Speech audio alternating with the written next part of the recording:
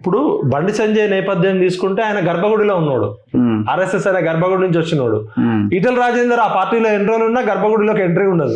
ఆ గర్భగుడిలో ఉన్న వాళ్ళు తీర్థ ప్రసాదాలను తిన్నాక మిగిలిన ఇట్లా చల్లుతారు కదా అట్లా.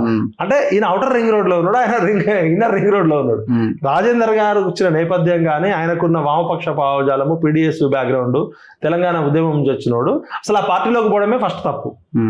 ఆయన తన వ్యాపారాల కోసమో లేకపోతే అప్పుడున్న కేసీఆర్ నుంచి రక్షణ కోసమో ఆ పార్టీలోకి పోయిండు. అసలు భారతదేశ చరిత్రలో ఒక నాయకుడు ఇంటి ముందు కొన్ని వేల మంది నువ్వు కొత్త పార్టీ పెట్టు, మేము మీకు అందరికి సపోర్ట్ ఉంటామని కేసీఆర్ గంజిలో ఈగలాగా తీసి పడేస్తే అర్ధరాత్రి కొన్ని 10,000 మంది ఉన్నారు ఈటల రాజేందర్ ఇంటి ముందు, మీరు పార్టీ పెట్టండి మేము సపోర్ట్ చేస్తామని చెప్పి. ఆ రోజు కొండా విశ్వేశ్వరరెడ్డి గారు కావచ్చు, లేకపోతే కోదండరామ్ కావచ్చు, తెలంగాణ సమాజం మొత్తం కూడా ఈటల రాజేందర్ని హక్కును చేర్చుకుంది.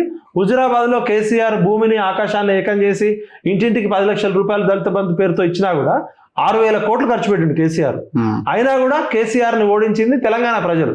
తెలంగాణ ప్రజలంతా నువ్వు బాహుబలి అని ఈటల రాజేందర్ అంటే, ఈటల రాజేందర్ యుద్ధం చేయకుండా ఏమైతుంది మా అంటే ఆ రోజు జైలుకు పోయేటోడేమో.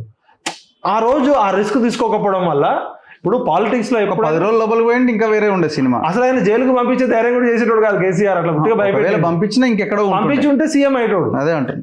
ఇప్పుడు పాలిటిక్స్ లో ఎప్పుడు కూడా సిచ్యువేషన్ డిమాండ్ చేసినప్పుడు సిచ్యువేషన్ కి తగ్గట్టు మనం లీడర్షిప్ యాక్సెప్ట్ చేయాలి.